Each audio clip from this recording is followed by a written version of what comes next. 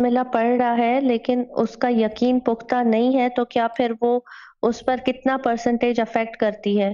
کیا بسم اللہ بیسڈ کرتی ہے نیت پہ؟ نو. بسم اللہ الرحمن الرحیم. میں ایک مثال بتا دوں آپ کو. ابھی کی بات ہے، میرے پاس 3 یا 4 سکھ فیملی ہیں جو فرام سکھ ریلیجن، ٹھیک ہے نا. ان کو میں بسم اللہ سنا بھی رہا ہوں، پڑھوا بھی رہا ہوں. ہمارے ابا کے پاس سینکڑوں تھے. ہمارے ابا جو ہے وہ اسلام میں رہتے تھے، تو لازمی چیزیں لوگ آتے تھے ان کے پاس، ٹھیک ہے نا.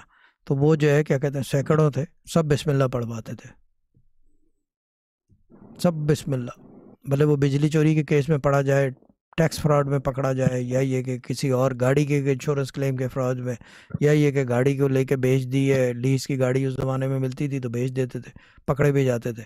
اس چکر میں جو بھی مسئلہ ہوتا تھا بسم اللہ الرحمن الرحیم.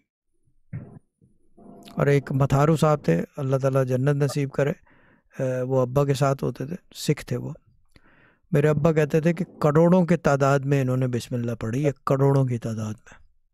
وہ ان میں سے ایک تھے کہ جن کو 1.25 لاکھ کرواتے تھے ابا. اب آپ اندازہ کر لو. تو کوئی بھی پڑھ سکتا ہے نیت کے اوپر. اس قرآن میں وہی بات کرتا ہوں، قرآن از لائک فائر، آگ کی مانند ہے. You touch it it will burn. Very simple. کوئی اس کے اندر فلیکسیبلٹی نہیں ہے، ٹھیک ہے نا.